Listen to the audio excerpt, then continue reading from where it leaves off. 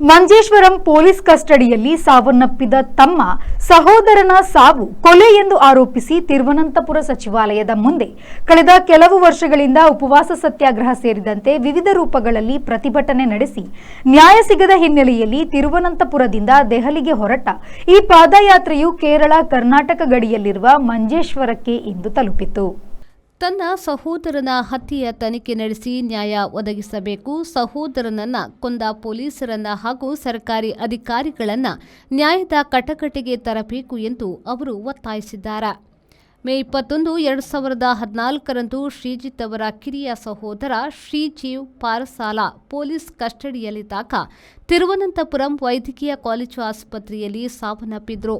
ಇದೊಂದು ಆತ್ಮಹತ್ಯೆಯಾಗಿರುವುದಾಗಿ ಪೊಲೀಸರ ವಾದ. ತನ್ನ ಸಹೋದರನ ಸಾವಿನಲ್ಲಿ ನಿಗೂಢ ಇದೆ ಎಂದು ಆರೋಪಿಸಿ ಶ್ರೀಜಿತ್ ಅಂದಿನ ಮುಖ್ಯಮಂತ್ರಿ ಉಮ್ಮನ್ ಚಾಂಡಿ ಮತ್ತು ರಮೇಶ್ ಚೆನ್ನಿತ್ತಲ ಅವರಿಗೆ ದೂರು ನೀಡಿದ್ರು. ಶ್ರೀಜೀವ್ ಸಾವು ആത്മഹത്യയല്ല കൊല ಎಂದು ಶ್ರೀಜಿತ್ ആരോപിಸಿದ್ದಾರೆ.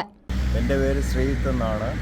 എൻ്റെ സഹോദരൻ്റെ ഒരു കൊലപാതകവുമായി ബന്ധപ്പെട്ട് വർഷങ്ങളായിട്ട് ഞാൻ സമരവും മറ്റും ഒക്കെ ആയിട്ട് ഇങ്ങനെ നിൽക്കുന്ന ആണ്. ഞാനിപ്പം ഈ തിരുവനന്തപുരം സെക്രട്ടേറിയറ്റിൻ്റെ മുന്നിൽ കുറേ നാളായിട്ട് സമരമായിട്ടൊക്കെ ഉണ്ടായിരുന്നു.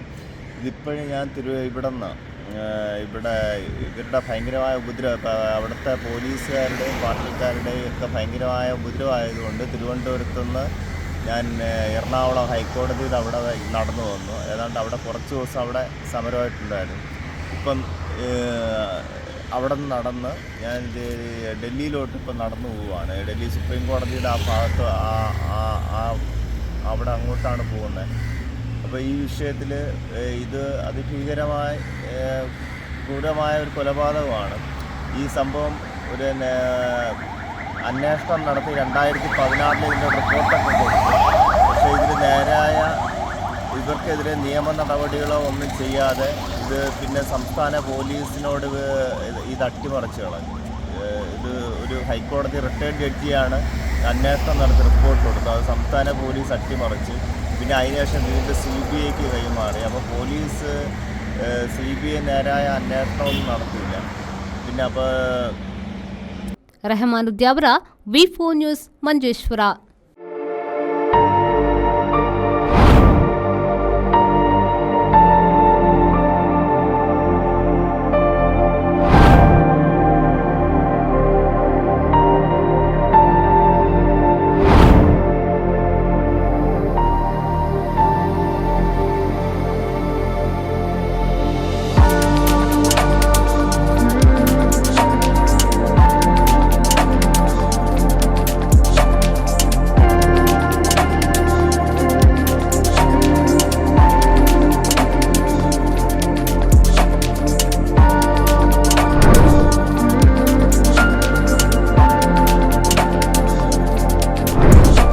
Our balcony garden, Vertex Street, Kadri Kamla Road, Mangalore. Call 8197 104 042 or 7899 282 403.